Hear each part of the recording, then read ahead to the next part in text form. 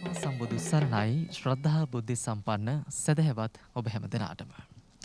පින්නතුනේ සතියේ සෑම බ්‍රහස්පතින්දා දවසකම ඔබ හැම දෙනාගේම සිතසුව සැදීමේ අරමුණෙන් බෞද්ධ ආරූප වාහිනියේ නාලිකාව විකාශනය කරන සසරින් නිවනට සද්ධර්මානුශාසනා මාලාවේ අදට නියමිත මේ උතුම් වූ දායකත්ව සද්ධර්මානුශාසනාව මෙතෙන් සිට මේ පුණ්‍යවන්ත හෝරාව තුල ආරම්භ කරන්නටයි අපි මේ මොහොතේදී සූදානම් වන්නේ.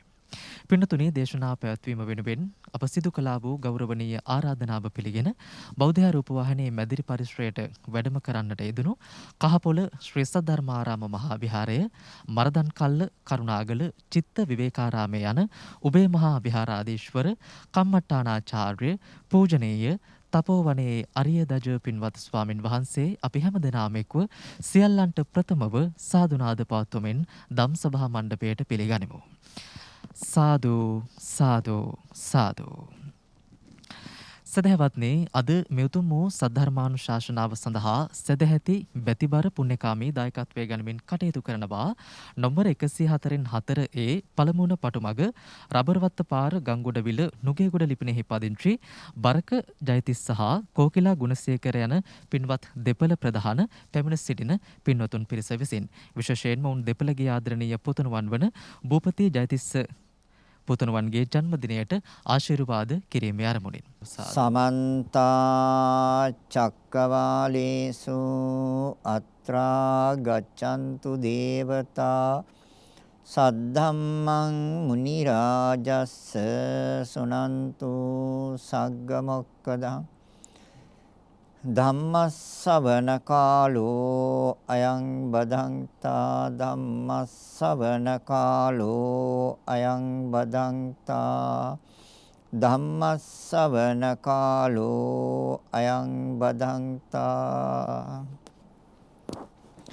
නමෝ තස්ස භගවතෝ අරහතෝ සම්මා සම්බුද්දස්ස නමෝ තස්ස භගවතෝ අරහතෝ සම්මා සම්බුද්දස්ස නමෝ තස්ස භගවතෝ අරහතෝ සම්මා සම්බුද්දස්ස. සද්ධා බුද්ධ සම්පන්න කාරුණික පින්වත්නි,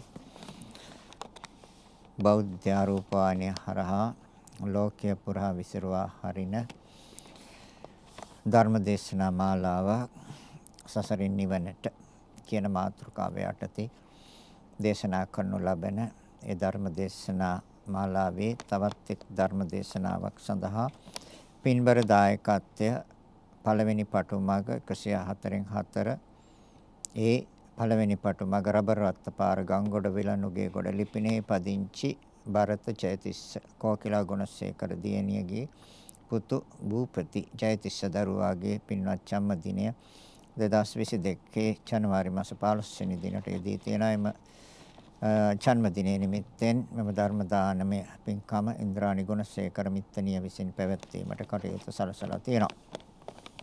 මෙම කුසල බලයෙන් පින්වත් පුතුට නිදුක් නිරෝගී සුව දීර්ඝායුෂ ලැබේවා, අධ්‍යාපන කටයුතු සාර්ථක කර ගැනීමට ශක්තිය බලය ධෛර්යය ලැබේවායි ප්‍රාර්ථනා කරනවා. ගුණසේකර මෑණියන්ගේ දරු තිදෙනා ඇතුළු අනිකුත් මුණුපුරු මිනිබිරියටද බෑනාවරු දෙදෙනාට සහ ලේලියටද සහෝදර සහෝදරියටද අප සෑම දිනාටම සසරින් එතර වීමට මෙම ධර්ම දානමය කුසලය එකසේ හේතු වේවා. මියගිය ස්වාමි පුරුෂයා ඇතුළු දෙපාර්ශ්වයේ දෙමව්පියන්ටද පින් බලාපොරොත්තු වන සෑම දිනාටම නිවන් පිණසම වේවා. පින්වත් කුසල ධර්ම ස්වාමින් වහන්සේ ඇතුළු ආර්ය මහා සංඝ රත්නයටද නිවන් පිණස හේතු වේවා. මෙම ධර්ම දානි මෙම ධර්ම ආයතනයේ කාර්ය මණ්ඩලයේ සියලු දෙනාටද කොරෝනා රෝගී සියලු දෙනාටද මෙම කුසලයේ එකසේ හේතු වේවා. අතිගරු පූජනීය දේශකයන්න් වහන්සේ ඇතුළු දෙමව්පියන්ටද මෙම කුසල බලය අමා මහ නිවන පිණසම හේතු වේවා කියන ප්‍රාර්ථනාවන් මුදුන්පත් කර ගැනීමේ අරමුණින් යුතුවයි සියලු දාන අතරින් ශ්‍රේෂ්ඨතම දානමය පින්කමට දායකත්වයක් ගත්තේ. ඉතින් අපි සසරින් නිවනට කියන්නේ සසර යම් ආකාරයක දුකක් කියන කාරණේ තේරුම් අරගත්ත අයට සසරෙන් මිදීමක් හොයනවා. එහෙම නැති අය මේ සසරෙන් මිදීමක් හොයන්නේ. යම් කිසි කෙනෙකුට අවබෝධ වෙන්න ඕනේ, වැටහෙන්න ඕනේ, තේරෙන්න ඕනේ.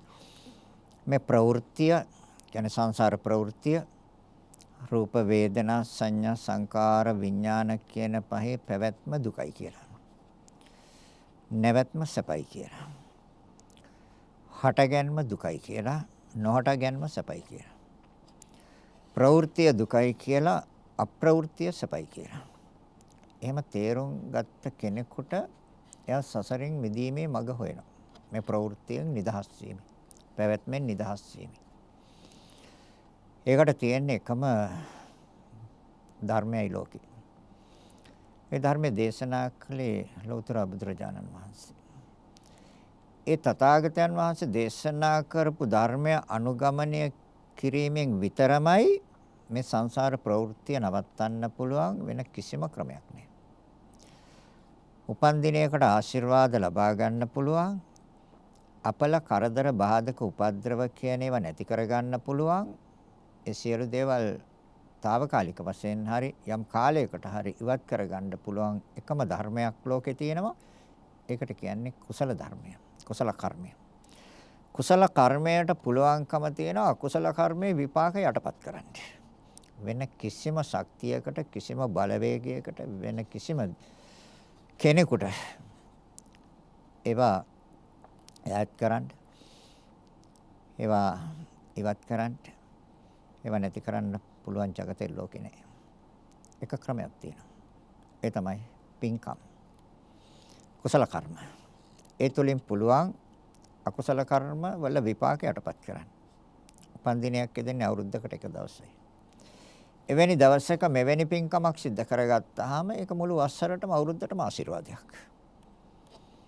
ඒ වගේම පරලෝකීය ඥාතීන් යම් කිසි කෙනෙක් ඉන්නවා නම් ඒ ඇත්ත බලාපොරොත්තු වෙන්නේත් මෙච්චරයි. ඒකට වෙන කිසි දෙයක් අවශ්‍ය නැහැ. පුණ්‍ය ශක්තිය. පින. පින කියන්නේ සතුට. කම් කියන්නේ සිතුවිලි වලට. පින්කම් කියන්නේ සතුටු සිතුවිලි. ඒතර සතුටු සිතුවිලි අපි සිත තුළ උපදවාගෙන පතිදාන. දානය කියන්නේ දෙනවා. පත්ති කියන්නේ පින්. පින් කියන්නේ සතුට. ඒතර සතුටයි යත්තන්ට පරිත්‍යාග කරන්නේ. සතුට තුළ දුක්ඛ දෝමනස්යක් නැහැ. නසතුට අමනාපය තුළ තියෙන්නේ දුක්ඛ දෝමනස්ය. ඒ නිසා තමයි බුදුරජාණන් වහන්සේ මේ සතුටු සිතුවිලි ටිකක් ඇති කරගන්න කිව්වේ. හැබැයි ඒ සතුටු සිතුවිලි ඇති කරගන්න ඕනේ යහපත් දේවල් කරලා. ඒ යහපත් දෙයක් තමයි ධර්ම ශ්‍රවණය. ධර්මය කියන්නේ මේ වර්තමානයේ මේ මොහොතේ සිදුවෙන ක්‍රියාවලියයි. ඒකට තමයි ධහම කියන්නේ. ඒක ඕන කෙනෙකුට මෙහි ඇවිල්ලා බලන්න කියලා පෙන්වන්න පුළුවන්. මෙහි ඒව බලව කියලා අහලා තියෙනවා. ඇවිල්ලා බලන්න කියලා පෙන්වන්න පුළුවන්. මොකද වර්තමානයේ මේ මොහොතේ මේ ලෝකේ යම් දෙයක් සිදු වෙනවා නම් ඒ සිදුවෙන දේ බුදුරජාණන් වහන්සේ පෙන්වලා දුන්නා. ඒ පෙන්වලා දුන්නු ධර්මතාවය තමයි අනිත්‍ය දුක්ඛ අනාත්ම කියන්නේ. නිට්ටය නැහැ කියන එක. ස්ථිර නැහැ කියන එක. සදාකාලික නැහැ කියන එක. සැපක් නැහැ කියන එක. තියෙන්නේ දුක්ඛ ස්වභාවය. අනිත්‍ය ස්වභාවය. අනාත්මයි කියලා කියන්නේ තමාගේ කැමැත්ත හැටියට පවත්වන්න බැහැ කියන එක. මේ අනාත්ම ලක්ෂණය ගැඹුරුයි. අනිත්‍ය දුක්ඛ කියන ධර්මතා දෙක යම් ආකාරයකින් තේරුම් ගන්න පුළුවන්. අනාත්ම ලක්ෂණය තේරුම් ගන්න නම් ප්‍රත්‍ය පැවතුම් අනුව මේ නාම රූප දෙකේ ක්‍රියාව දකින්න ඕනේ. ආත්ම කියන වචනේ විරුද්ධ වචනයයි අනාත්ම කියන්නේ. ඒතර මේ සසරින් නිවනට කියන මාතෘකාව යටතේ අපි ගිය සතියේ නැවැත්තුවේ ඒ චතුරාර්ය සත්‍ය පිළිබඳව මේ නාම රූප දෙක තුල මේ චතුරාර්ය සත්‍ය අවබෝධ කරගන්නේ කොහොමද කියන කරුණු ඊටම සුළු වශයෙන් තමයි දේශනා කරන්න ලැබුණේ ගිය සතියේ. ඒතර අද දේශනා කරනවා මාර්ගඵල ලබන්නේ කොහොමද කියලා. මොකද අපි සියලු දෙනාගේම ඒකායන බලාපොරොත්තුව වර්තමානයේ අඩුම වශයෙන් තුල සෝතාපන්නවත් වෙන, සෝවන්නවත් වෙන. පතව්වේ එක රච්චේන. එක ප්‍රදේශයකට රච වෙනවට වඩා පතව්වේ එක රච්චේන. සග්ගස්ස ගමනේනව සියලු ස්වර්ගවලට සියලු සැප ඇති තැන් වලට ගමන් කරනවට යනවට වඩා සබ්බ ලෝකාදි පච්චේන සියලු ලෝකයන්ට අධිපති වෙනවට වඩා සෝතාපට්ටි ඵලං වරං සෝතාපට්ටි ඵලයම උතුම්. ඒ නිසායි මාර්ග ඵලයක් මේ නාම රූප දෙක තුල කොහොමද අපි අවබෝධ කරගන්නේ?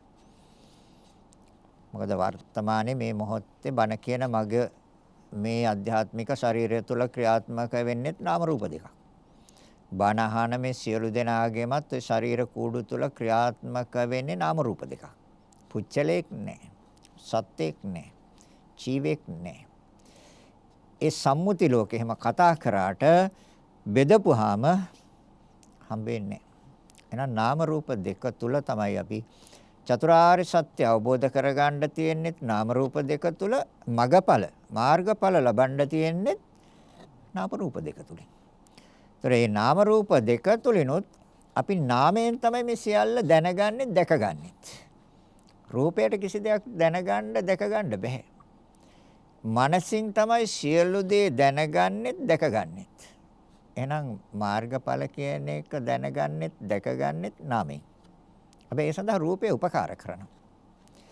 රූපේ කිව්වේ සතර මහා ධාතුන්ගේ ක්‍රියාවට. එයාට මාර්ගඵල පිළිබඳව දැනගන්න බෑ. සතර මහා ධාතුන්ගේ ක්‍රියාවට.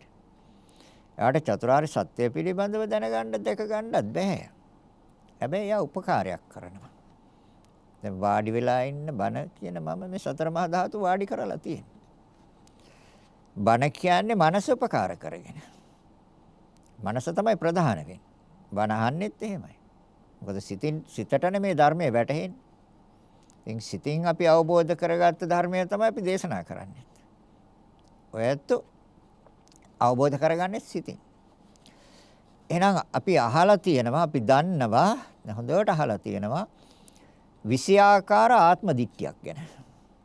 ඒකට තමයි සක්කාය දිට්ඨිය කියන්නේ. විෂයාකාර ආත්ම දිට්ඨිය. ඒ කියන්නේ 20ක් තියෙනවා. කොහොමද? ඒ 20 රූපය ආත්මය වශයෙන් ගන්නවා. තමා රූපවත් කියලා ගන්නවා. රූපය තුල තමා ඉන්නවා කියලා ගන්නවා. තමා තුල රූපය තියෙනවා කියලා ගන්නවා. රූපස්කන්ධය පිළිබඳව දිට්ඨි 4යි. තේරෙනවද කියන්නේ? රූපය ආත්මය වශයෙන් ගන්නවා. තමා රූපවත් කියලා ගන්නවා. රූපය තුල තමා ඉන්නවා කියලා ගන්නවා. තමා තුල රූපය තියෙනවා කියලා ගන්නවා කියන්නේ මේ හිතනවා කියන එකට. ඒ සිතුවිල්ල නිගන්නේ. වේදනාව ආත්මය වශයෙන් ගන්නවා. දකින්න. සිතින්. තමා වේදනාවක් කියලා දකින්න සිතින්. තමා තුල වේදනාව තියෙනවා කියලා දකිනවා. වේදනාව තුල තමා ඉන්නවා කියලා සිතනවා සිතින්. සංඥාව ආත්මය කියලා හිතනවා. තමා සංඥාවක් කියලා හිතනවා. සංඥාව තුල තමා ඉන්නවා කියලා හිතනවා. තමා තුල සංඥාව තියෙනවා කියලා හිතනවා. සංස්කාර ආත්මය කියලා හිතනවා. තමා සංස්කාරවත් කියලා හිතනවා. සංස්කාර තුල තමා ඉන්නවා කියලා හිතනවා. තමා තුල සංස්කාර තියෙනවා කියලා හිතනවා. විඥානයේ ආත්මය කියලා හිතනවා. තමා විඥානවත් කියලා හිතනවා. විඥානය තුල තමා ඉන්නවා කියලා හිතනවා. තමා තුල විඥානය තියෙනවා කියලා හිතනවා. මේ සිතුවිලි 20ම වැරදි. ඔකට තමයි සක්කාය දිට්ඨිය කියන්නේ. ওই සිතුවිලි 20ම වැරදි. රූපස්කන්ධයට 4යි. වේදනාස්කන්ධයට 4යි. සංඥාස්කන්ධයට 4යි. සංස්කාරස්කන්ධයට 4යි. විඥානස්කන්ධයට 4යි. 4 5ක් 20යි. ඔය 20 ආකාර ආත්ම දිට්ඨියට තමයි සක්කාය දිට්ඨිය කියලා කියන්නේ. ඔය සක්කාය දිට්ඨිය නැති වෙන්නේ අනිත් ධර්මතා දෙකත් අරගෙන. ඒ මොකක්ද? සීලබ්බත පරාමාස කියන වෙන වෘත වෙන පිළිගැනීම් වෙන ඇදහිම් ඒකත් අරගෙන යන්නේ.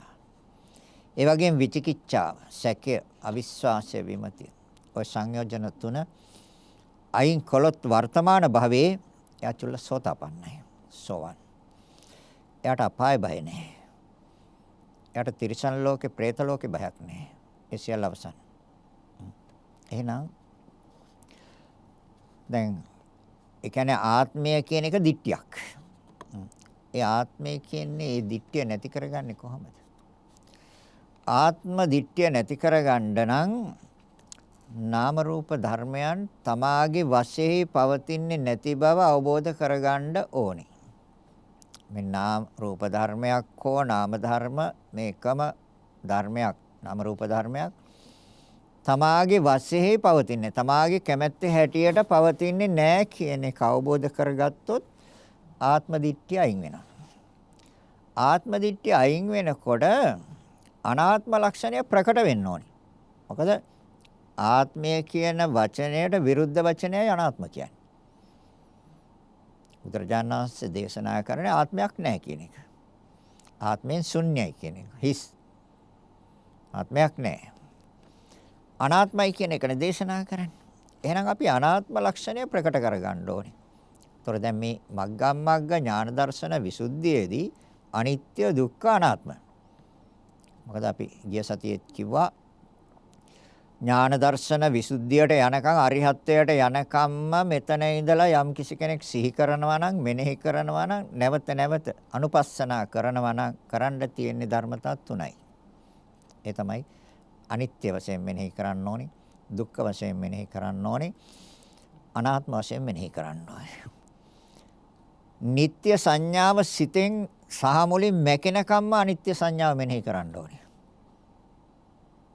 දුක්ඛ සැපයි කියන සංඥාව සහ මුලින් සිතෙන් අයින් කරනකම්ම අයින් වෙනකම්ම දුක්ඛ සංඥාව මෙනෙහි කරන්න ඕනේ. ආත්ම කියන සංඥාව සිතෙන් සහ මුලින්ම අයින් වෙනකම්ම අනාත්ම සංඥාව සිතට අනුගත කරගන්න ඕනේ මෙනෙහි කරන්න ඕනේ. එහෙනම් ආත්මයි අනාත්මයි කියන්නේ දෙකක්. අපි රැවටිලා ඉන්නවා අපේ සිතට එනවා සිතුවිලි ආත්මයක් තියෙනවා කියලා. ආත්මය කියන වචනේ තේරුම ඉස්සෙල්ලා හොයාගන්න ඕනේ. ආත්මය කියන්නේ සදාකාලික වෙනස් නොවන. සදාකාලික වෙනස් නොවන දෙයක් හා තමාගේ වශයෙන් තමාගේ කැමැත්ත හැටියට පවත්වන්න පුළුවන් දෙයකට තමයි ආත්ම කියලා කියන්නේ. එහෙම දෙයක් ලෝකේ තියෙනවා නම් ඒක ආත්මය. දැන් මේ නාම රූප දෙක තමාගේ වශයෙන් පවතින්නේ නැහැ කියන එක අවබෝධ කරගත්තොත් විතරයි ආත්ම දිට්ඨිය දුරු වෙන්නේ. දැන් විෂයාකාර ආත්ම දිට්ඨිය. එහෙනම් නාම රූප දෙක තමාගේ වශයෙන් පවතිනවද නැද්ද කියලා අපි නුවණින් මෙනෙහි කරන්න ඕනේ. ද රූප ධර්මයන් කියන්නේ සතර මහා ධාතුගේ ක්‍රියාවට. ତර සතර මහා ධාතුන්ගේ ක්‍රියාවට ආයශ චිතක්ෂණ 17යි. චිතක්ෂණ 17ක් තුල ඇතිව නැති වෙනවා. ତර ඇතිව නැති වෙනවා නම් චිතක්ෂණ 17ක් තුල චිතක්ෂණ 17ක් කියන්නේ තාමත්ම කෙටි කාලයයිනේ ශණයයිනේ. ශණයක් තුලනේ ඇතිව නැති වෙන්නේ. එතකොට එහෙනම් ඒක ආත්මයට දාන්න බෑ. ඒක ආත්මයට දාන්න බෑ චිතක්ෂණයක්. ඒ කියන්නේ ශණයක් තුල ඇතිව නැති වෙනවන. ආත්මය කියන්නේ නොවෙනස් එකක්. එහෙනම් චක්ක ප්‍රසාද රූපේ ඉපද බිඳින ධර්මයක්. ඇතිව නැති වෙන ධර්මයක්. ඒතර අපි ගිය සතියේ නෙමෙයි සති කීපයක් ධර්මදේශනා රාශියකින් අපි පෙන්නවා අපට අවශ්‍ය කරන්නේ උද්‍යව්‍ය ඥානය. මේ ඥාන ටික උපදවා ගන්න ඕනේ. උද්‍යව්‍ය ඥාන, භංග ඥාන, බයතුප්පට්ඨාන ඥාන, ආධිනවානු දර්ශන ඥාන, නිබ්බිදා ඥාන, මුඤ්ඤිතු කමඤ්ඤතා ඥාන, පටිසංකානු දර්ශන ඥාන, සංස්කාරුපේක්ෂා ඥාන, සත්‍ය අනුලෝම ඥාන. මේ ඥාන ටික උපදවා ගන්න නැතුව මේ ලෝකේ කිසි කෙනෙකුට අරිහත්ත්වයට යන්න බෑ. නියත වශයෙන් රහත් වෙනවා නම් මේ ඥාන ටික උපදවා ගන්න ඕනේ. ඒකේ පළවෙනි ඥානය තමයි උද්‍යව්‍ය ඥානය. උදේ කියන්නේ හට ගන්නවා, වැය කියන්නේ නැති වෙනවා. දැන් හට ගන්න යන්නේ රූපයක හට ගන්න යන්නේ එක චිත්තක්ෂණයක්, විනාශ වෙන්න යන්නේ එක චිත්තක්ෂණයක්. මැද තියෙනවා ඒ ප්‍රවෘත්තියවත් පැවැත්ම. ඒකට කියනවා තිති කියලා. එහෙනම් ආත්මය කියන්නේ වෙනස් නොවන හා සදාකාලික එකක්. තමාගේ කැමැත්ත හැටියට පවත්වන්න පුළුවන් එකක්. දැන් එහෙම ස්වභාවයක්ද තියෙන්නේ? ඉපද බිඳෙන ධර්මතාවයක්ද තියෙන්නේ? ඔව්. ඉපද බිඳෙන ධර්මතාවයක්. ක්ෂණයක් පාසා ඉපද බිඳෙන ධර්ම. ඒක හොඳට සිතට අනුගත වෙන්න ඕනේ. ඒ කියන්නේ අර නিত্য කියන සංඥාව සහ මුලින්ම මනසින් මැකෙනකම්ම, සිතින් මැකෙනකම්ම, සිතින් අයින් වෙනකම්ම මෙනෙහි කරන්න ඕනේ අර උදේ වැය කියන එක. ඇතිව නැති වෙනවා කියන එක. ඒතර ඇති වෙන්න යන එක චිත්තක්ෂණයයි, නැති වෙන්න එක චිත්තක්ෂණයයි. ඒ කාලය මැද තියෙනවා කාලයක්, ඒකට කියනවා ත්‍රිති කියලා. ඒ කාලය තුල තමයි ওই පැවැත්ම කියන එකට නමක් දාගෙන තියෙන්නේ. පැවැත්මක් පෙන්වන්න බෑ. අතිශය වේගයෙන් සිදුවෙන ක්‍රියාවලියක පැවැත්මක් පෙන්වන්න බෑ. එහෙනම් හට ගන්න ශනේ නැති වෙනවා. ඒතර දැන් මේ ආත්ම දිට්ඨිය නැති කරන්න නම් මේ නාම රූප ධර්මයන් තමාගේ වශයෙන් පවත්වන්න බැරි බව. ආත්ම කියලා කියන්නේ තමාගේ වශයෙන් පවත්වන්න පුළුවන්. ඒතර තමාගේ වශයෙන් පවත්වන්න පුළුවන්ද තමාගේ වශයෙන් පවත්වන්න බැරිද? තමාගේ වශයෙන් පවත්වන්න බෑ. එයි චිත්තක්ෂණ 17ක් තුළ ඉපද බින්දිනවා. ඉපද බින්දිනවා නම් ඒ ඉපදෙන ඒ උපදින ස්වභාවය අවබෝධ කරගන්න ඕනේ. ඒකට කිව්වේ උදය. බින්දෙන ස්වභාවය අවබෝධ කරගන්න ඕනේ. ඒකට කිව්වේ වැය. දැන් එතකොට අවබෝධ කරගන්නවා කියන්නේ මොකක්ද? සිතෙහි අනුගත වෙනවා. සිතෙහි සටහන් වෙනවා. සිතෙහි ස්ථාවර වෙනවා. සිතේ හොඳට පළපදියම් වෙනවා. මොකද්ද පළපදියම් වෙන්න ඕනේ? අර නিত্য කියන ස්වභාවය සහ මුලින් අයින් වෙලා අර උදේ වැය තුල අනිත්‍ය කියන ස්වභාවය සිත තුල හරියටම ස්ථාපිත වෙන්න ඕනේ. එතකොට යාට මේ ලෝකයේ ඇහෙන් දකින්න කිසිම රූපයක් යාට දර්ශනය කරන්න නැහැ. දකින්න බෑ. ඒවා දකින්නේ ශුන්්‍යතාවයක්. බාහිර රූපය දකින්න තියෙන ශුන්්‍යතාවයක්. එහෙනම් අධ්‍යාත්මික මේ ශරීරයේ සියලුම රූපවල දකින්න තියෙන ශුන්්‍යතාවයක්. ශුන්‍ය කියන්නේ හිස් කියන එක. ඒ හිස් බව තමයි මම කියන ස්වභාවයෙන් හිස්. මගේ කියන ස්වභාවයෙන් හිස්. මට අයිති කියන ස්වභාවයෙන් හිස්. මගේ ආත්මය කියන ස්වභාවයෙන් හිස්. ඒ තමයි ශුන්‍යතාවය. ඒ ශුන්‍යතාවය දකින තුරුම ඇතිවීම නැතිවීම මෙනෙහි කරන්න ඕනේ. එයි ඒක තමයි ලෝකෙ සිද්ධ වෙන සිදුවීම. චිත්තක්ෂණ 17ක පැවැත්මක් තියෙන්නේ මේ චක්කු ප්‍රසාද රූපයට. සෝත ප්‍රසාද රූපයට. ගාන ප්‍රසාද රූපේ කිව්වේ නාසය. ජීව ප්‍රසාද රූපේ කිව්වේ දිවට. කාය ප්‍රසාද රූපේ කිව්වේ කයට. මේ පහටම තියෙන්නේ තව තියෙන ගොඩක්. ඒ පිළිබඳව කියන්න. මේ මූලික වශයෙන් ගත්තේ ඇස, කන, නාසය, දිව, ශරීරය. මේ සියලුම රූප වලට තියෙන ආයුෂ චිත්තක්ෂණ 17යි. චිත්තක්ෂණ 17 තුළ ඇතිව නැති වෙනවා. ඇතිව නැති වෙන ඇති වෙනවට කිව්වා උදය කියලා, නැති වෙනවට කිව්වා වැය කියලා. ඇතිව නැති වෙනවා. ඒ ස්වභාවය මනසේ හොඳට සනිටුහන් වෙනකම්ම, මනසට සහතික වෙනකම්ම, මනසට හොඳටම දැర్శණය වෙනකම්ම මෙනෙහි කරන්න ඕනේ, සිහි කරන්න ඕනේ නැවත නැවත. නැවත නැවත මෙනෙහි කරනවා, සිහි කරනකොට අර නිට්ටයයි කියන සංඥාව මනසින් අයින් වෙනවා. අයින් වෙනකම්ම මෙනෙහි කරන්න ඕනේ. තේරෙනවද කියන එක? නැවත නැවත මෙනෙහි කරන්න ඕනේ, නැවත නැවත සිහි කරන්න ඕනේ. අර නিত্য සංඥාව සහ මුලින් මනසින් අයින් වෙනකම්. එතකොට යාට නිවැරදිව දැర్శණය වෙනවා වර්තමානයේ මේ ලෝකේ මේ මොහොතේ සිදුවෙන නිවැරදි ක්‍රියාව මොකක්ද කියන එක. ඒ නිවැරදි ක්‍රියාව දැකීමේ නුවණට කියන උද්‍යව්‍ය ඥානය කියලා. ඇතිව නැති වෙන බව. හරිද? ඒතරේ ඇතිව නැති වෙන බව අවබෝධය. ඒතොර නාම රූප ධර්මයන් තමාගේ වශයෙන් පවත්වන්න බැරි බව අවබෝධ වුණොත් විතරයි ආත්ම දිට්ඨිය අයින් වෙන්නේ. තේරෙනවද කියන එක? තමාගේ වශයෙන් පවත්වන්න බැහැනේ. ඒක පැහැදිලිවම තේරෙනවනේ. මේ හිසේ ඉඳලා පාදාන්තය දක්වා ගත්තොත් මේ ශරීරයේ කිසිම කොටසක් තමාගේ කැමැත්ත හැටියට පවත්වන්න බැහැ. එහෙනම් මේකේ තමාගේ කැමැත්ත හැටියට පවත්වන්න බැරි නම් මේකේ සිදුවෙන නිවැරදි ක්‍රියාව අපි තේරුම් ගන්න ඕනේ. එයි මේ එකම ධර්මයක්වත් මගේ කැමැත්ත හැටියට පවත්වන්න බැරි. කෙස්ලොම් නිය දත් සම්මස් නහර ඇට ලොඳ වකුගඩු මේකක්වත් අපි කැමැත්ත හැටියට පවත්වන්න බෑ. කෙල සෙම සොටු කඳුළු දහඩිය ලේ සැරම පිත මේද තෙල් උරුණු තෙල් සඳ මිදුළු මුත්‍රා මේ කිසිවක් අපේ කැමැත්ත හැටියට පවත්වන්න බෑ.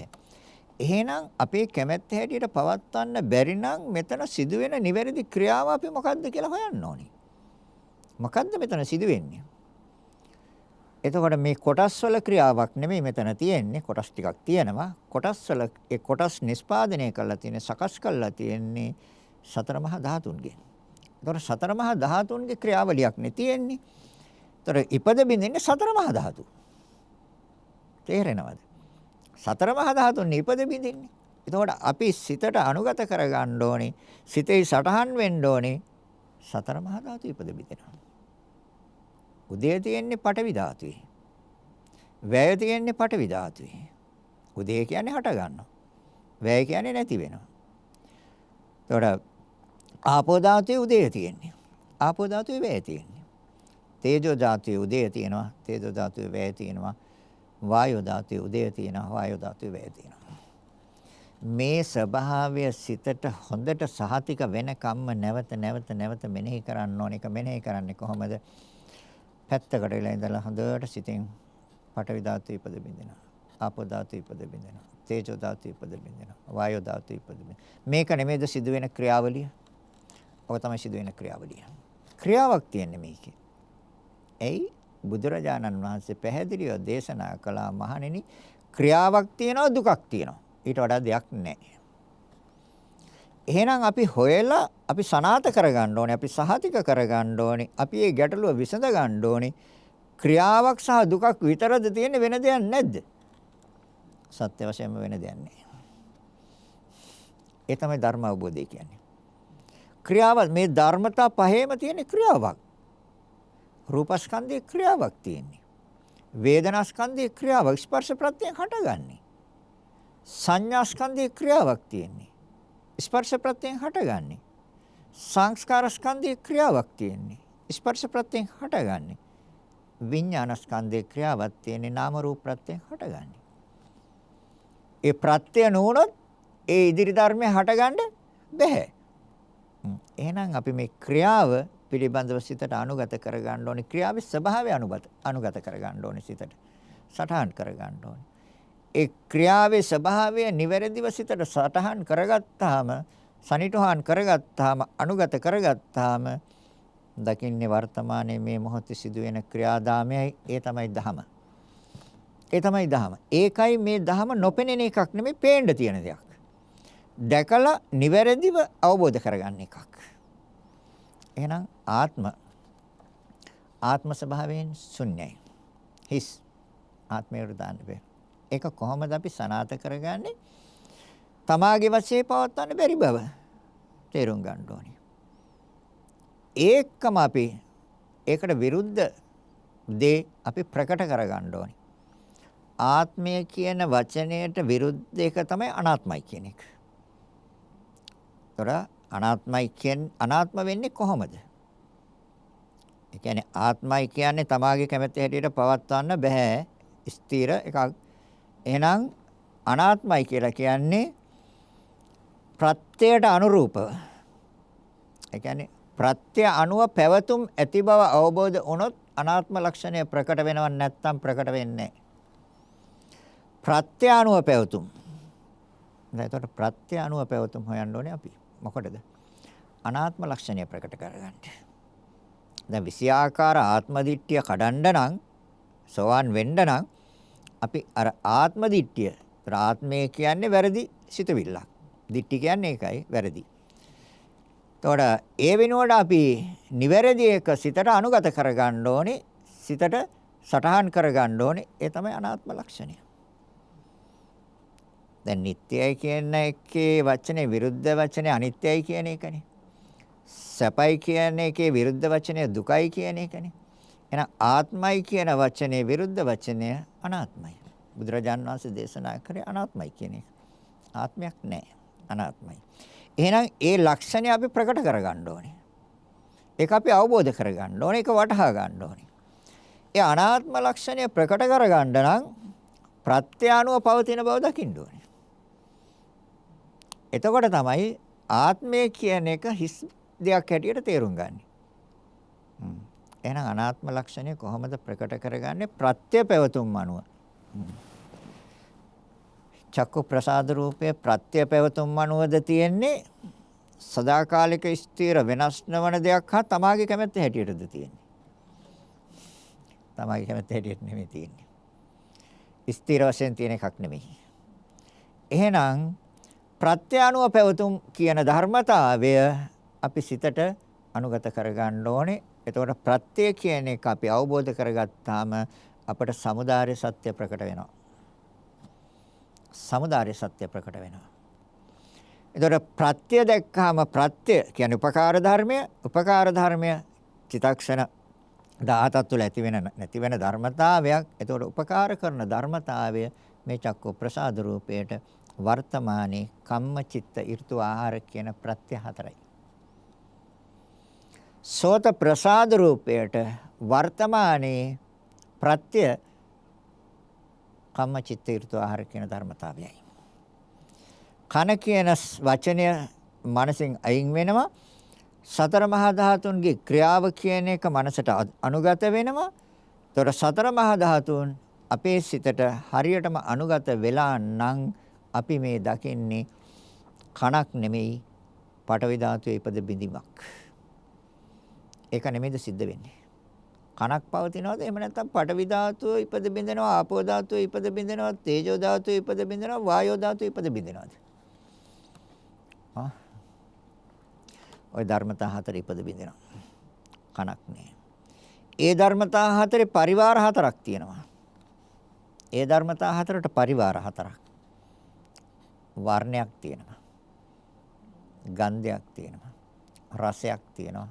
ඕජාවක් පැතිරීමක් තියෙනවා. හරිද? දැන් එතකොට කන අයිති ශරීරයට. ඒකට කියන්නේ කාය ප්‍රසාද රූප කියලා. පාලනය කරන්නේ කවුද? මමද?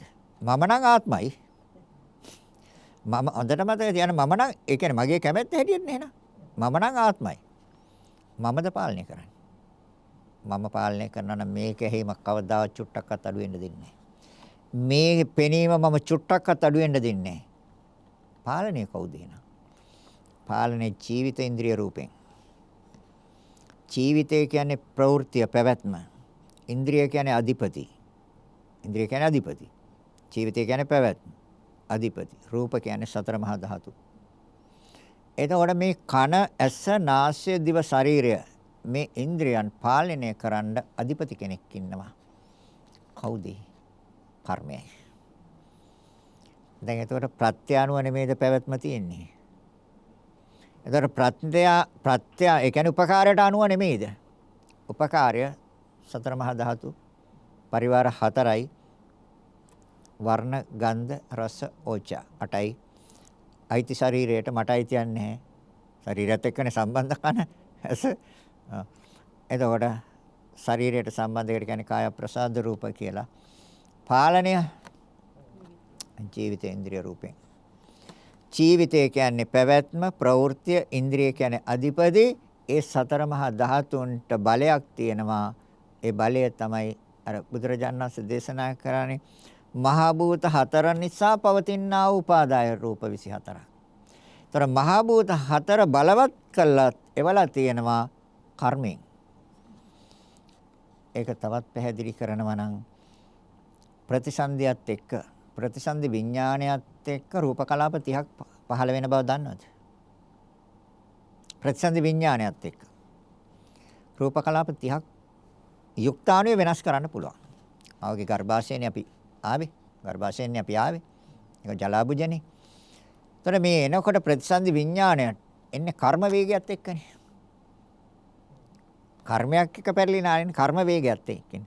ඒතර කර්ම වේගයට පුළුවන් අර යුක්තාණුවේ 30ක් වෙනස් කරන්න. ශරීරයෙන් 10ක්. හෘදේ වස්තුයෙන් 10ක් හා ස්ත්‍රී පුරුෂ භාවයෙන් 10ක්.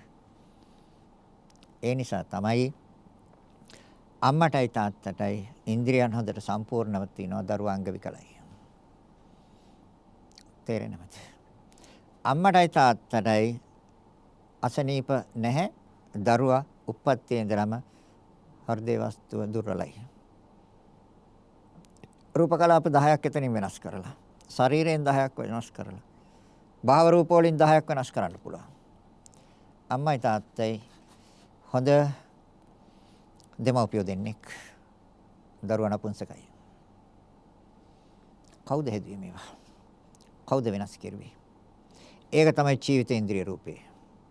ජීවිතය කියන්නේ පැවැත්ම, ඉන්ද්‍රිය කියන්නේ අධිපති, කර්මයයි.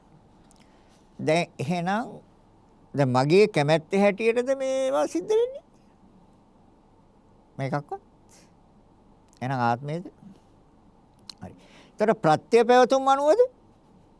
ප්‍රත්‍ය කියන්නේ උපකාරය. දැන් එතකොට ඇසට උපකාර කළේ ඇස කියන මේ සම්මුති නාමයට උපකාර කළේ අර මූල ධර්ම හතරක් හා පරිවාර ධර්ම හතරක් නෙමෙයිද? ඒකට කියන්නේ සුද්ධාෂ්ට කලාප කියලානේ. සුද්ධ කියන්නේ පිරිසිදු. අෂ්ට කියන්නේ 8යි. කලාප කියන්නේ සමූහයක්. සම්බන්ධ කළා යුව කයට. කාය ප්‍රසාද රූප. පාලනය. එහෙනම් ප්‍රත්‍යානුව පැවතුම්ද තියෙන්නේ? එහෙනම් අනාත්මද? නිට්ටය නම් ආත්මයි. මගේ කැමැත්ත හැටියට නම් ආත්මයි. දැන් තේරෙනවද?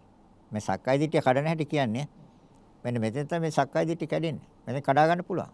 මෙතෙන් කඩාගත්තේ නැත්නම් අපරාධ මේ ජීවිතේ. සෝවාන් කියන්නේ විෂයාකාර ආත්ම දිට්ඨිය කඩාගත්තොත් චුල්ලසෝතාපන්නයි. සෝවාන්.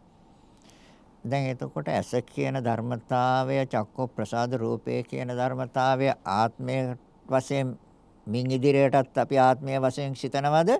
එහෙම නැත්නම් ප්‍රත්‍යයට අනුරූපව අනාත්ම ලක්ෂණය දකින්නවද? ඒකයි මේ අනිත්‍ය දුක්ඛ කියන ධර්මතාව දෙක තේරුම් ගන්න පුළුවන් ටිකක් ලේසි. මේ අනාත්ම ලක්ෂණය ගැඹුරුයි. මේකට හොඳට හිතන්න ඕනේ. හොඳට විමසන්න ඕනේ. හොඳට පරීක්ෂා කරන්න ඕනේ. ඒ තුල තමයි සක්කාය දිට්ඨිය අයින් වෙන්නේ.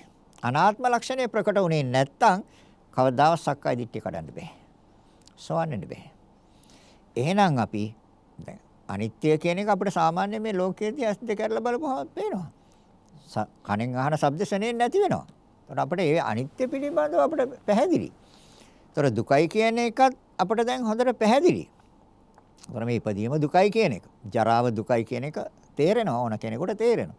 ලෙඩවීම දුකයි කියන එක ආය අමුතෙන් කියන්න ඕනේ ඕන කෙනෙකුට තේරෙනවා. ඒතර මරණය දුකයි කියන එක ඕන කෙනෙකුට තේරෙනවා.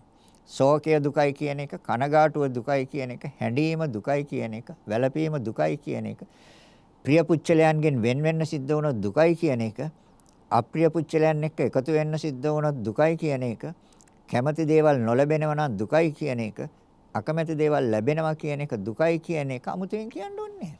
ඒක අපිට තාම පැහැදිලි. එහෙනම් අනිත්‍ය හා දුක කියන දේ අපිට පැහැදිලි. නමුත් මේ අනාත්ම ලක්ෂණය ගැඹුරුයි. එතකොට අනිත්‍ය ලක්ෂණය දුක්ඛ ලක්ෂණය තුල නෙමෙයි අනාත්ම ලක්ෂණය තුල තමයි ආත්ම දිට්ඨිය අයින් කරන්නේ.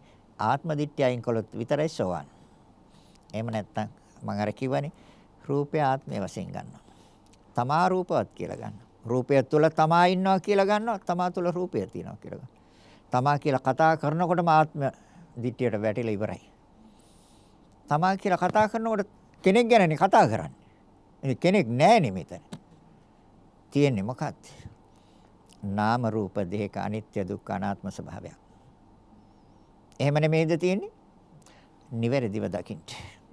නිවැරදිව දකින්නේ වර්තමානයේ මේ මොහොතේ සිදුවෙන ක්‍රියාවලියයි.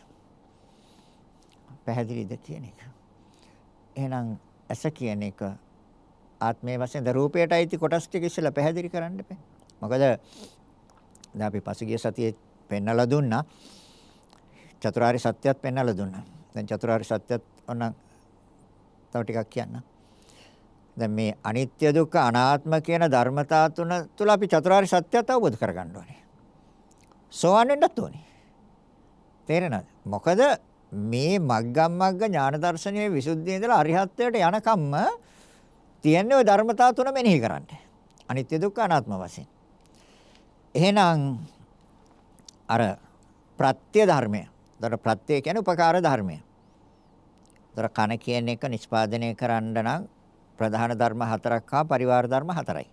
ඒ තමයි සුද්දාෂ්ටක කලාපය. කාය ප්‍රසාද රූපය, කර්මය කියන එක. එහෙනම් ඒ ධර්මතාවයන් සමුදයද නැද්ද? සමුදය කියන්නේ හේතුවයි. ඒක ආර්ය සත්‍යයක්ද නැද්ද? ඇස කියන එකයි දුක්ඛාර සත්‍යයට. ඒකේ තියෙන જાතියක්, ජරාවක්, ව්‍යාධියක්. ක්ෂණයක් පාසා ඉපද බින්දිනවා මරණයක් තියෙනවා. ඒ නිසා ශෝක වෙනවා, කනගාටු වෙනවා, හඬනවා, වැළපෙනවා. දුක් වෙනවද නැද්ද ඇස නිසා? එහෙනම් ඒකයි දුක්ඛාර සත්‍යයට නෙමෙයිද? ඒක දුක්ඛාර සත්‍යයට. අර චිතක්ෂණ 17ක් තුල එහෙම නැත්නම් ක්ෂණයක් තුල හටගැන්ම ක්ෂණයක් තුල හටගන්න. ඒ ಜಾති දුක්ඛයයි. හට ගන්නවා නම් ಜಾතියනේ. ඉතින් ಜಾතිය දුකයි. ඉතින් එහෙනම් එතකොට මේ ඇස කියන ධර්මතාවය ඇති ಜಾති දුක්ඛයට නෙමෙයිද? ආර්ය සත්‍යයක්ද නැද්ද? අර ප්‍රත්‍ය ධර්මයේ සමුදාය සත්‍ය නෙමෙයිද? අර ධර්මතා 8ක් හා කයට සම්බන්ධ කරලා දීලා පාලනය කරනවා ජීවිතේන්ද්‍රිය රූපේ කර්මයෙන්. ඒ ප්‍රත්‍යයයි. එතකොට ඒ සමුදය නෙමෙයිද? ඒ කාර්ය සත්‍යයක් නෙමෙයිද? ඒ කාර්ය සත්‍යය. හොඳයි ප්‍රත්‍ය අයින් කළොත් ප්‍රත්‍ය කියන්නේ උපකාර ධර්මය අයින් කළොත්.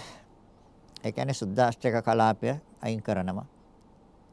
එතකොට කර්මය අයින් කරනවා. මේ පාලනය කරන්නේ කර්මයෙන්. ඒතර මේවා අයින් කළොත් Nirodha නෙමෙයිද? ඒ නිවනයි. හැබැයි සුද්දාෂ්ටක කලාපය දැන් අයින් කරන්න බෑ. දැන් ක්‍රියාත්මක වෙනවානේ. දැන් අයින් කරන්න බෑ. දැන් අයින් කරන්න පුළුවන් ධර්මතාවයක් තියෙනවා. එතකොට මේ සුද්දාෂ්ටක කලාපයේ සකස් වීම ක්‍රියාවලිය පෙර භවයේ හදලා දුන්නේ දැන් කර්මයෙන් නෙමෙයි. අස පුරාණ කර්මයක්. ඒ පුරාණ කර්මයක් කියන එක බුදුරජාන් වහන්සේ ඊටාම ලස්සනට පැහැදිලි කළා. කම්ම සූත්‍රයේ. මහණෙනි ප්‍රත්‍යයන් එක්ව කළ. ප්‍රත්‍ය කියන්නේ උපකාරය. ඒ තමයි පඨවි ආපෝ තේජෝ වායෝ වර්ණ ගන්ධ රස ඕචා. ප්‍රත්‍යයන් එක්ව කළ. දෙකෙන්නේ හදලා තියෙන්නේ. චේතනාවෙන් පිළියෙල කරේ. ඒ කියන්නේ චේතනාව කියන්නේ මොකක්ද? කර්මයයි. කර්මයෙන් පිළියෙල කරේ. විඳීමට වස්තුවක්. හැබැයි පුරාණ කර්මයක් වශයෙන් දකින්න කියනවා. පුරාණ කර්මයක් වශයෙන් දැකිය යුතුයි. එතකොට දැන් තේරෙනවද කවුද පාලනය කරන්නේ? ජීවිතේන්ද්‍රිය රූපය. කර්මය විසින් පාලනය කරන්නේ. උපස්තම්භක කර්මය, උපපීඩක කර්මය, උපඝාතක කර්මය, ජනක කර්මය, ඉස්ලාම ජනක කර්මය. එතකොට කවුද මේ පාලනය කරන්නේ? එතකොට ප්‍රත්‍ය අයින් කළොත් කර්ම අයින් කරන්න ඕනේ. ඒ කර්මයට අයිති දෙයක් නම් කර්මය විසින් නම් සකස් කෙරුවේ. එතකොට කර්මය දැන් අයින් කරන්න ඕනේ. වර්තමානයේ. ඒතර කර්ම නොකර ඉන්න නම් මොකද්ද අයින් කරන්න ඕනේ? තණ්හාව අයින් කරන්න ඕනේ. එයි. තණ්හාව නිසා තමයි කර්ම කරන්නේ. දැන් එතකොට සමුදාය සත්‍ය හරිද?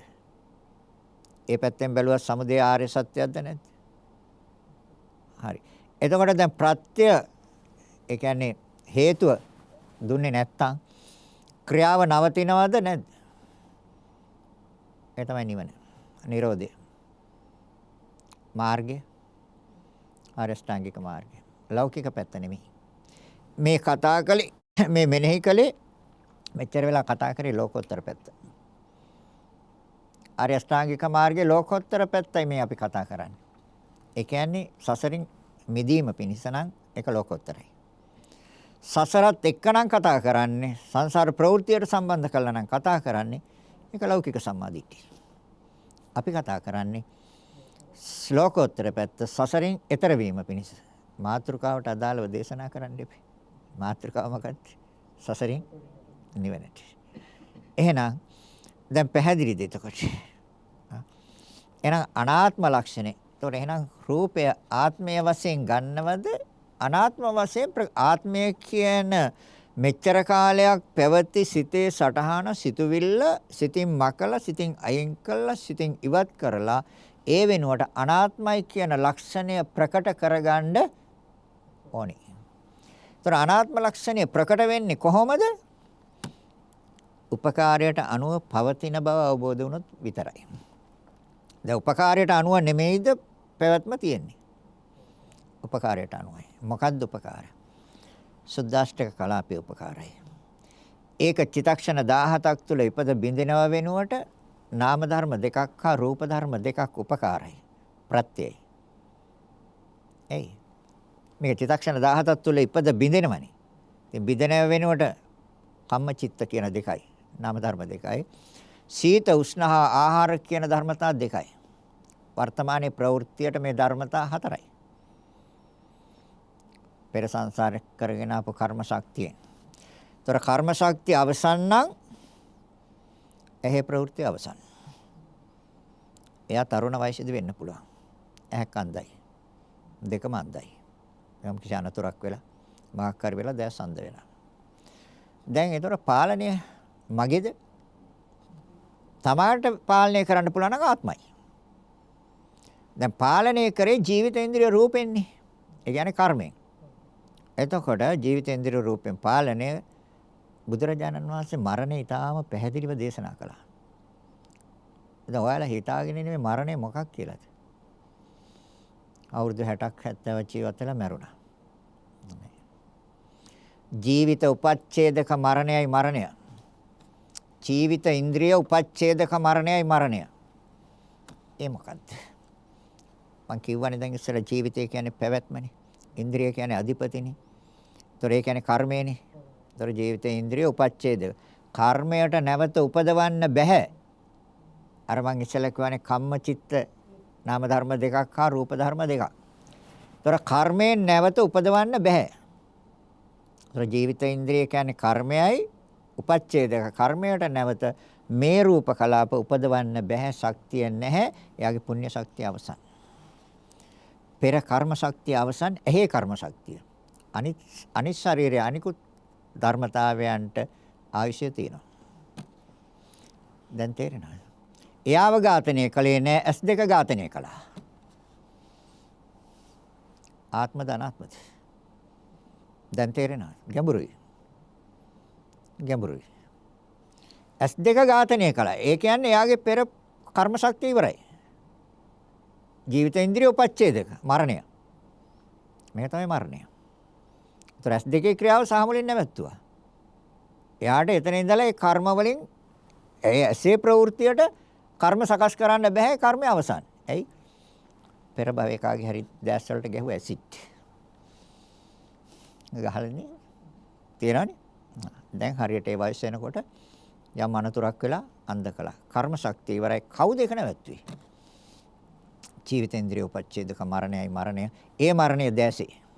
හැබැයි ජීවිතේ අනිත් කොටස් ටික පවත්වන්න යාට පුළුවන්. ඒ සියලු කොටස් වල ඝාතනය. අන්න එදාට තමයි මරණය. එදාට කනේ උපච්ඡේදක මරණයක් තියෙනවා, නාසයේ උපච්ඡේදක මරණයක් තියෙනවා, දිවේ උපච්ඡේදක මරණයක් තියෙනවා, කයේ උපච්ඡේදක මරණයක් තියෙනවා. ඒකයි මරණය. ඒ සම්මුති මරණයයි.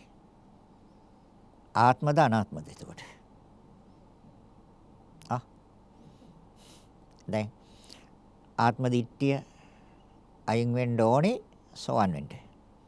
ඒ වෙනුවට ප්‍රකට වෙන්න ඕනේ අනාත්ම ලක්ෂණය.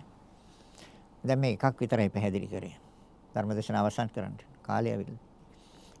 පැහැදිලිද කියන්නේ?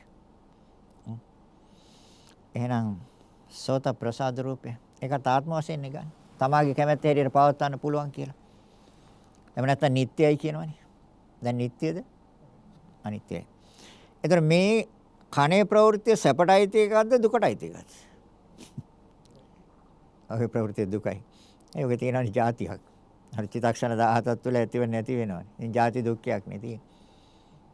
ජරා නැද්ද ඔකේ? ඔකේ ක්‍රමක්‍රමයෙන් එහෙම අඩු වෙන්නේ නැද්ද?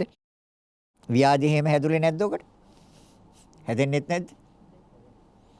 ඔගේ බිඳීම අවසන් වෙන්නේ නැද්ද? අවසන් වෙන කාලය කවුද දන්නේ? අපි දන්නවද? වර්තමානයේ මේ මොහොතේ වෙන්න පුළුවන්. තව මොහොතකින් වෙන්න පුළුවන් මේක ඇහෙන්නේ නැතු වෙන. ඉතින් මරණය. අර උපච්ඡේදක මරණයයි. අතර මතක තියාගන්න. මට මේක පාලනය කරන්න බෑ. මට මේක පාලනය කරන්න පුළුවන් නම් ආත්මයි. එහෙනම් අනාත්මයි. එහෙනම් ප්‍රත්‍යයට අනුරූපව නෙමෙයිද? ප්‍රත්‍යයට අනුරූපවයි.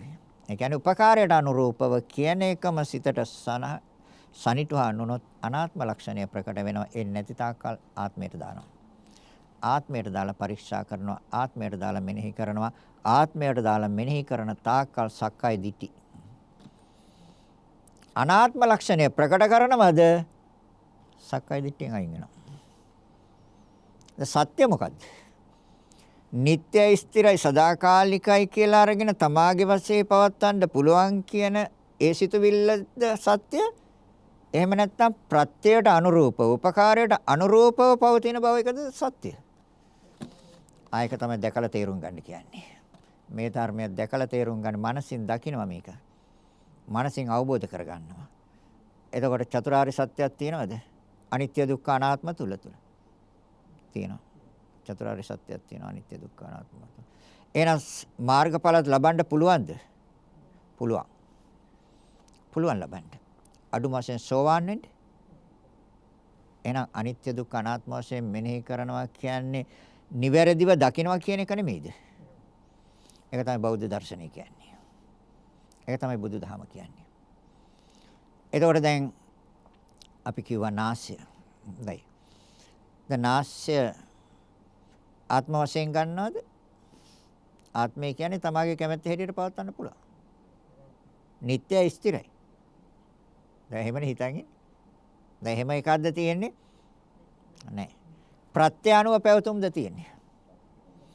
එහෙනම් එතකොට අර චිතක්ෂණ 17ක් තුල ඉපද බිඳෙනවා නම් නිට්ටයද අනිත්‍යද? ඒ චිතක්ෂණ 17ක් තුල එක ක්ෂණයක් තුල හට ගන්නව දකින්න එක උදය නෙමෙයිද? ඒ ක්ෂණයක් තුල නැති වෙනව දකින්න එක වැය නෙමෙයිද? ඒ දකින්න නුවණ උද්‍යව්‍ය ඥානය නෙමෙයිද? උද්‍යව්‍ය ඥානය. ඒතර උද්‍යව්‍ය ඥානය තුල ක්ෂණයක් පාසා ඉපදෙනවා බිඳෙනවා. ඒ දර්ශනය තුල නিত্য සංඥාවට ඉඩ තියනවාද? අනිත්‍ය සංඥාවද සටහන් වෙන්නේ සිටේ. නැවත නැවත මෙනෙහි කරන්න. නැවත නැවත මෙනෙහි කරන්න. නিত্য කියන සංඥාව සිතෙන් සහ මුලින් අයින් වෙනකම්ම මෙනෙහි කරන්න. සපයි කියන සංඥාව සහ මුලින් අයින් වෙනකම්ම මෙනෙහි කරන්න. ඉතින් ඉතිරි ටික ලබන සතිය කියන්න වෙන්නේ. ලබන සතිය කියන්න වෙන්නේ. දැන් ආත්ම දිට්ඨිය පැහැදිලිද කියන එක? හොඳයි. එහෙනම් ධර්ම දේශනාව අවසන් කරනවා. අදට නියමිත. ඉතින් මේක නිවැරදිව සිද්ධ කරන ධර්ම දේශනා මාලාවක්. දැන් ඔය එකක් අරගෙන තව කරුණු ඉතින් ගොඩාක් තියෙනවා කියලා දෙන්න පැහැදිලි කරන්න. මොකද මේ සියුම්ම කඩලා පෙන්වීම තුල තමයි අවබෝධ වෙන්නේ. නැත්නම් මේවා අර සම්මුති වශයෙන් අරන් දේශනා කරොත් කවදාවත් මේක ආත්ම දිට්ඨියෙන් ගැලවෙන්නේ නෑ. ආත්ම දිට්ඨිය අයින් කරන්න බෑ.